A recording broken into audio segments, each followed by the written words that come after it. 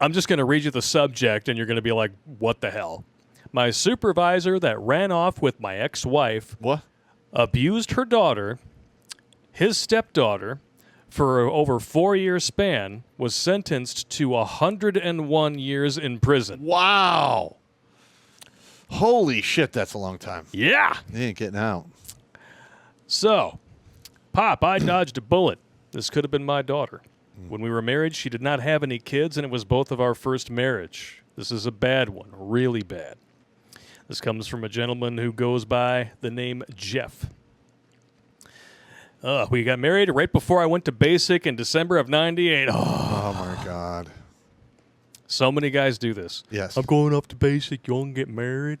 I'll send you my paycheck. Well, because they want to have that they're leaving home, and they want to have that home feeling go with them. Yeah. So they marry the high school sweetheart thinking that it's going to be great. She's different. She's going to love me. You love me. It almost never works out. No, really what you're doing is you're sending your money back to a woman who gets to pretend like she's single while you're off doing whatever. Well, even if you bring them on post, and when you go to the field, guess who's doing the pogo stick and other barracks? Exactly. And then when your term of service is over, you come back home, they have the gift-wrapped excuse, you're not the same person that I married. And then it's all absolutely correct. All fun and games, especially if you were dumb enough to slip one by the goalie on leave. Yep. Not that we know anybody who did that or anything. 100%. I left in January and attended basic at Lankland Air Force Base, and then went to tech school for air traffic control at Keesler Air Force Base in Biloxi. I've been there, actually. Everything was going great. I had the highest grade in my ATC class, and I was halfway through. My wife had moved to stay with her parents in Atlanta while I was in basic. Both of our families are from New Orleans. Red flag number 1. I met her at a fraternity party, and I was doing body shots with her. All right, so she was a sorostitute. She's a sorostitute salad. Oh, my God. Okay. Oh, that's funny. Where are we? My commander told me that, she came to visit me at Keesler, and I got her a room at Billeting. My commander told me I could stay there during the hours of 04:30 to 23:59, and that I had to be back in the dorm room, which I did. This would become a problem. Missy flew down from Atlanta to Biloxi, and she stayed at Billeting, and everything was great. Spent the entire time together, except for 04:30 to 23:59. A few weeks later, my best man contacts me and tells me Missy cheated. I said, what? When? He said she called up a mutual friend that was cross-training at Keesler, and she had him come over after I left to go back to the dorm room. I told Chris that was a crazy story and said I would talk to Missy. Missy tells me that he's just jealous, and that's a crazy story. And who was I going to believe, Chris or her? Yeah, that's typical. Yeah. Well, Chris and I stopped talking. Never, ever turn your back on your buddy who's looking out for you. That's right. A few weeks later, I was flying to ATL for a 3-day weekend, Memorial Day weekend. I go to Atlanta, and everything's great, but that conversation with Chris still bothered me. Chris had told me Bert and her planned everything on ICQ, and Bert's wife found out about it. Everybody remember ICQ? Vaguely. It managed to coexist with AOL Instant Messenger back in the day. So this is probably late 90s. When Missy was showering, I copied her ICQ onto a 3.5-inch floppy and later flew to New Orleans right before driving to Keesler. And my parents in No-Lie began to pack my and Missy's things there. I find a handwritten letter by Missy to a guy, Daniel, that she had forgotten to mail. Ooh. The letter reads something like this. The other night Mike and I were together. He's not as good as Jeff. He's as good as Jeff, but not as good as you. Oh, here we go. Wow. So she's like comparison dick shopping. Wow. And felt the need to commit that to the printed word. I then grabbed the floppy, and everything Chris told me was true. I called Missy. She denied it over and over, and then I told her, if you don't tell me the truth, I'm divorcing you. She finally came clean. Now here I am in the hardest school for the enlisted Air Force and having to go through Missy. I got to Keesler, went directly to the first shirt on that Tuesday. He pulled Bert in. He just got a slap. He was guard and later became an officer. Go figure. I was able to pull off air traffic control school and still graduate as distinguished graduate. I went to my OJT at an old England AFB in Alexandria, Louisiana. There I did a mix of costly commercial air traffic, mostly commercial air traffic, and military from Fort Polk. Those JRTC drills are crazy.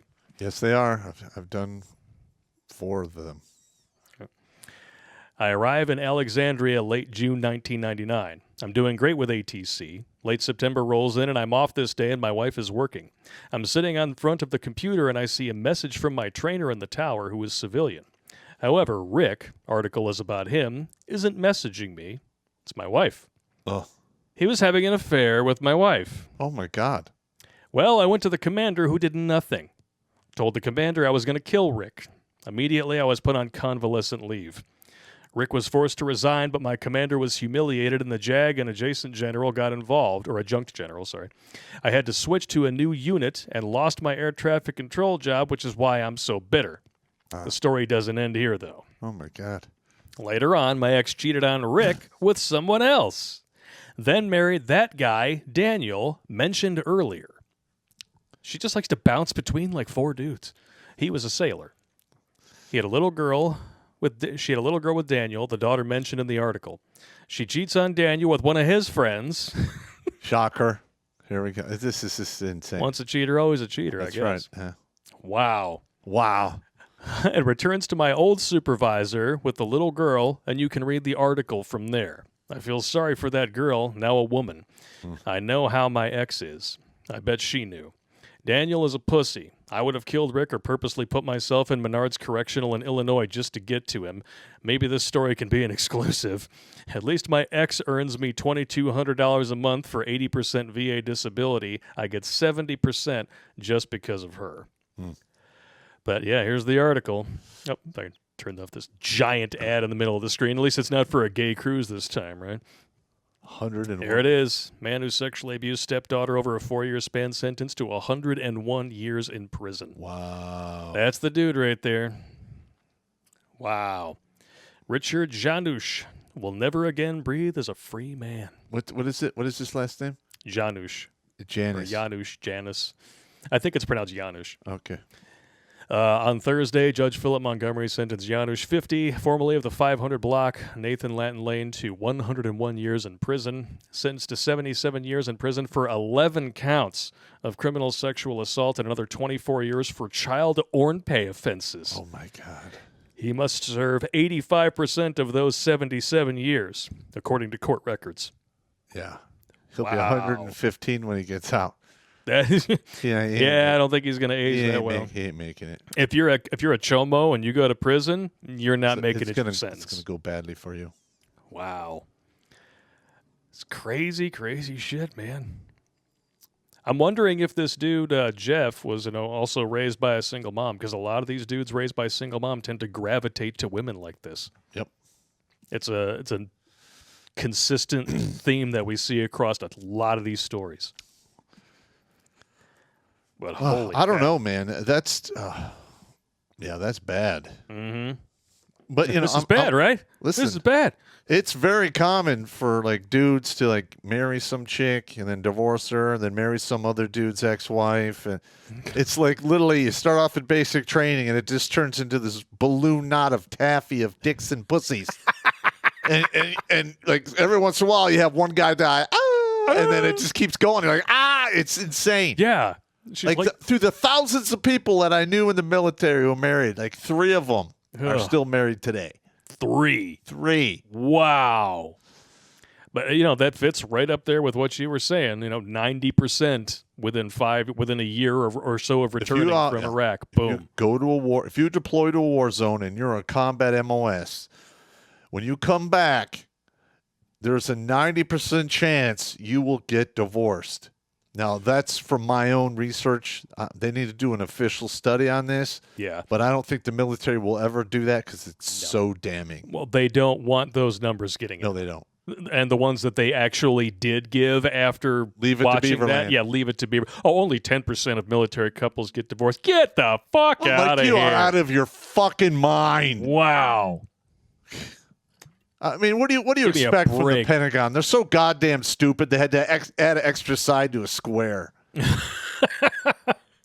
Well, and not only that, how many audits now have they failed in a row? 7. With how many billions Trillions. or trillions missing? 2.3 trillion somewhere in there. And that's totally okay. But you better declare those $600 transactions on Venmo. Otherwise, we're going to send our new 87,000 IRS agents to shove a stick up your ass. Yep, pretty And much. we're not going to put a condom on the end of it. Watch Grunt Speak live every Tuesday and Thursday at 8 p.m. Eastern. And if you want to join Pop for Supporters Sundays, go to redonkulous.com/donate and make a monthly pledge. A link is in the Meat Gazer box.